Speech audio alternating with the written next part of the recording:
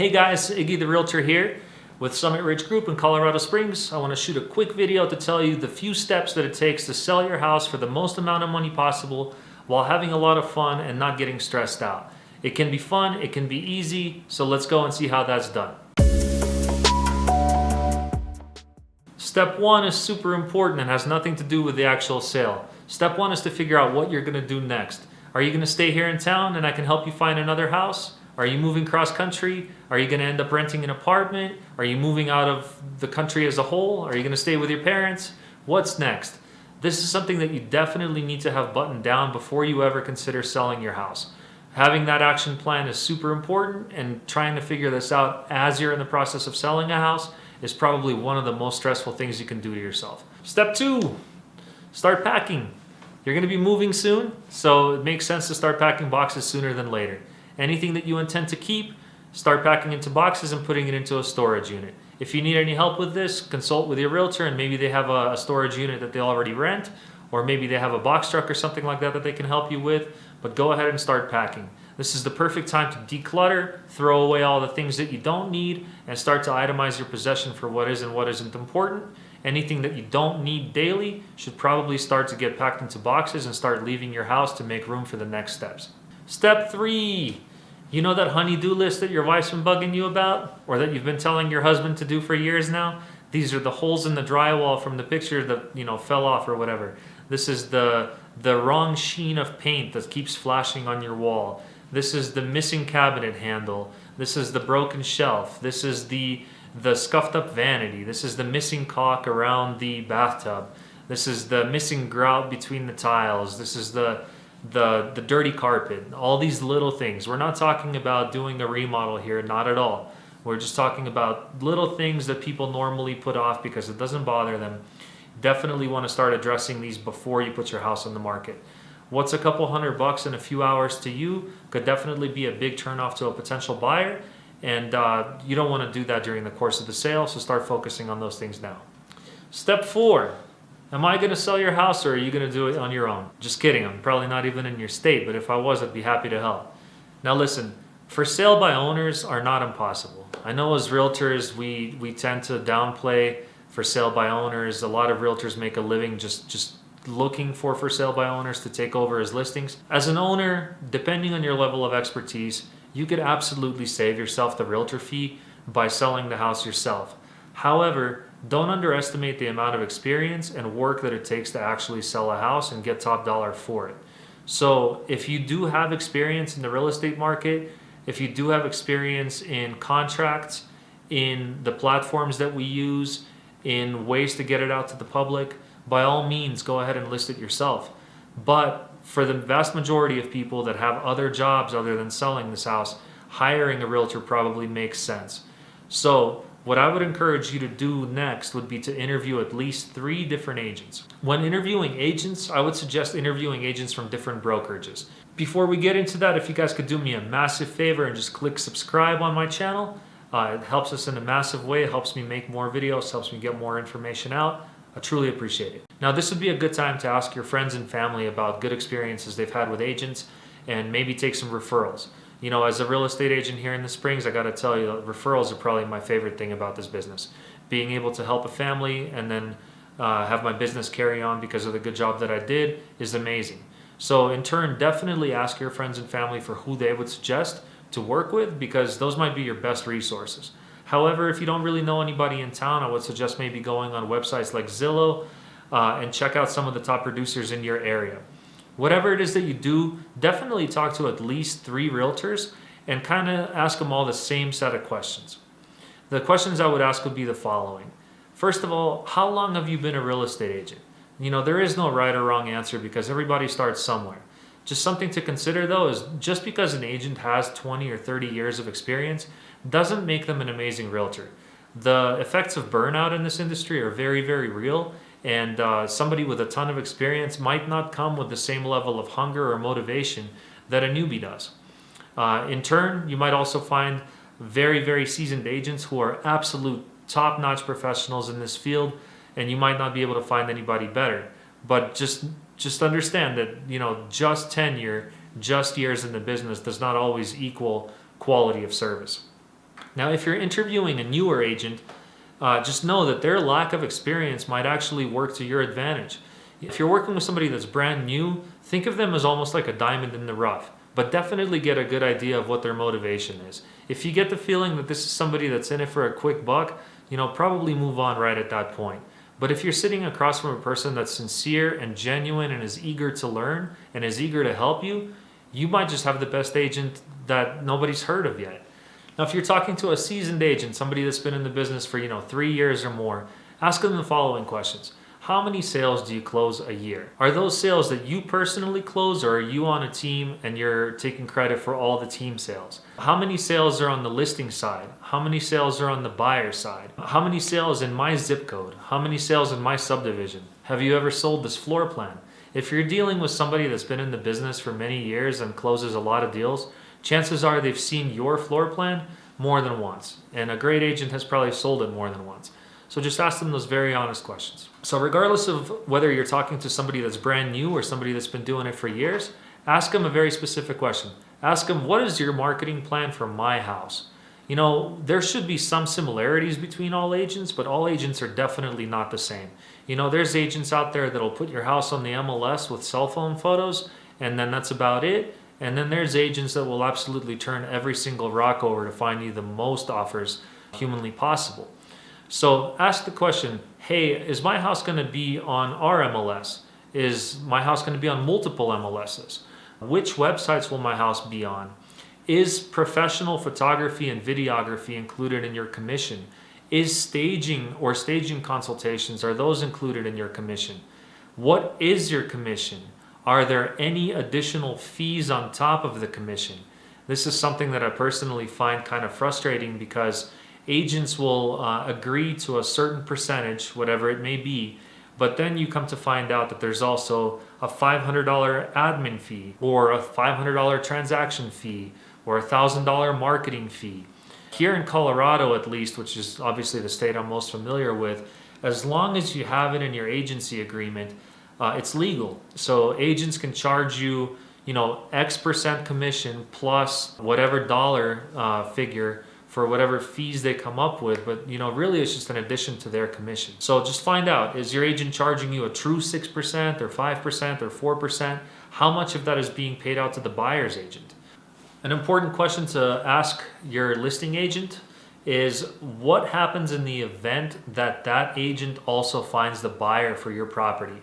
Does their commission structure change if they're also representing the buyer? Are you okay with the transaction broker relationship or a dual agency relationship if that's legal in your state? In Colorado, it isn't. But the gist of it is the same. If your listing agent brings a buyer to your property, they owe it to both you, the seller, and the buyer to provide what are called the uniform duties in the real estate industry. So if you're not okay with your agent also representing the buyer on your property, this is a conversation you need to have up front. However, if you're okay with them bringing the buyer, as most people are, definitely have that frank conversation about the commission structure, if it changes at all, and just get that all in writing. Another thing you want to get clarity on is what all is included in the commission. We've already talked about fees a little bit, but is photography included? Is videography included? Is staging included? Any kind of moving assistance included? Does your agent have an assistant, or does your agent work on a team? If they work on a team, are you going to be working only with this agent, or will you be handed off to the next person and then the next? There's different ways to do this business. There's different models that work in our industry, and they vary greatly. So you might be talking to a realtor that works as an individual, and that's going to be your point of contact the whole time. You have a question at 8 o'clock at night on a Friday, you call them and they answer. But perhaps you're working with a team where the structure is a little bit different, and you have a listing specialist that secures the listing, and then somebody that services it and until the next step. So to avoid any kind of frustration in the process, get clarity on exactly what that looks like with your agent or their team. Now, once you've decided on which realtor you're going to work with, or maybe you've decided to sell the house on your own, you need to do a couple of things before putting your house on the market. I would suggest with your agent or with some very good, honest friends of yours to do a final walk through the house and make sure there's not any last minute things that should be done, like perhaps getting the carpet cleaned if there's any kind of pet odors, maybe painting the interior of the house if anybody has smoked in the property. These two things honestly are some of the few repairs that you can do that will bring you more than dollar for dollar. If your house smells of pets or smoke, it's going to be more off-putting than any minor repairs that could be needed. People are very sensory when they're looking at houses. I've definitely walked in with buyers, smelled something like, a dog smell or a cigarette smell, and I've had buyers literally turn around at the door and walk out on some very good deals. So, it's easier to spend a little bit of money up front on freshening up the paint and freshening up the carpet than it is to continuously reduce the price until the house sells. This is a very worthwhile investment, and you should get somebody very, very honest in your life, whether it's your realtor or your most blunt friend, to just walk into your house and have them give you their honest first impression. All right, so now that you've done whatever it is that your buddy or your realtor told you to do, your house is clean, your house is decluttered, all the honey-do list items are done, you're ready to have photos taken. Depending on the scope of your listing, whether it's a high-end property or maybe something more average, that's probably going to determine the scope of the marketing plan. If you're selling, a $10 million property in Aspen, it's probably kind of cheap in Aspen actually, but if you're selling a multi-million-dollar property, your marketing plan might vary a little bit from a $300,000 house. Your agent should help you decide on what the right marketing plan is for that. And if you're selling it on your own, just get an idea from websites like Zillow or Redfin and just kind of compare your house to the competition and see what they're doing, and don't do any less than that. You don't want to stand out in a negative direction. So professional photography and the importance of professional photography and perhaps videography can really not be overstated. In the 21st century, we as people and buyers specifically move faster than ever. I like to compare selling a house in 2021 to online dating in 2021. Imagine a buyer is sitting there at a red light and they've got their app in front of them on their phone, and there's your house, right? And so they have a choice to either look further into your house, or they have a choice to just go, no. That's literally how fast it is in this business. So if you have a cover photo for your house that's taken with a cell phone and the lighting's all messed up, that will cost you thousands, if not tens of thousands of dollars. Hiring a professional photographer is something that most agents will include as part of their listing service, and it's well worth the time. So now that your house is clean and ready to go, take the 1 hour or 2 hours of time to get a professional photographer through to get the best possible marketing photos. Because like I said, just like with online dating, you don't want to be rejected at a red light on Zillow. Another thing to consider is staging. This is something that's a little bit more involved than professional photography, and kind of depends on which segment of the market you're in. If you are selling a higher end property, definitely consult with an interior designer prior to getting the photos taken, and arrange your house in such a way with the interior designer's help that it's going to be appealing to as many people as possible. Now, if you're selling a house that's perhaps a vacant, like a fix and flip, or perhaps you've already moved out of your property and you're selling something that's at the median price point for your market or below, a good option might be virtual staging. There's several companies out there that provide this type of service. The one I generally use is called boxbrownie.com. And what they do is they take the professional photos that your photographer produces, and then they place digital furniture into those photos. Now, this might sound kind of silly because obviously when the buyers show up to the house, it's going to be empty and that furniture won't be there. But the trick is it shows scale on the internet, which is really difficult to do. And once the buyers arrive at your property in real life, they'll be able to kind of start placing their own furniture anyway. So our job as realtors, and your job as if you're selling it yourself, is to get people through the doors, and showing scale and dimension on the internet using digital furniture is a really good option. So next up is the fun part. You have your photos taken, our marketing materials are all put together, you've decided to sell this house on your own, or you've hired a great realtor to help you do it. The next thing you need to figure out is, when are you actually going to be able to show this house? Sometimes this is a lot easier than others. Perhaps you have a vacant house that you can show anytime. But if you live there and it's your primary residence, make sure that the day you choose to list your house, you're able to actually show it.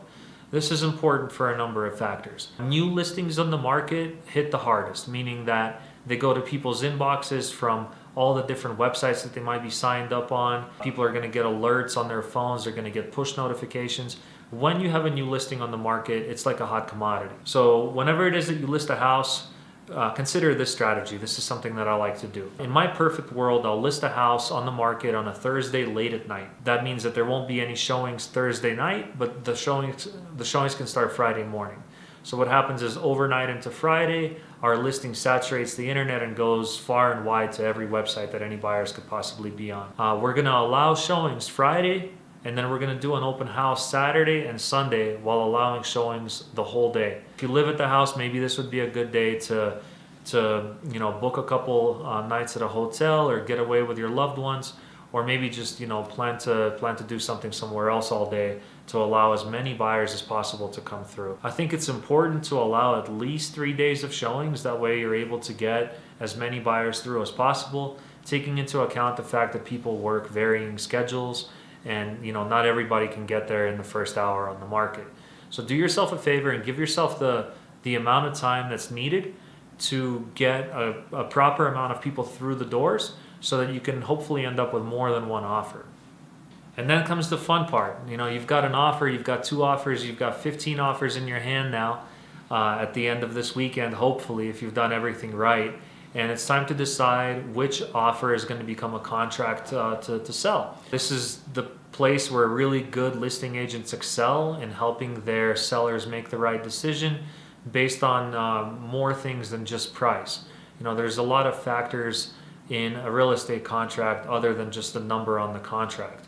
And if you're doing this as a for sale by owner, this would probably be a really good time to have a real estate attorney on speed dial. That way you can sit down with them at that predetermined time and review the offers that you received.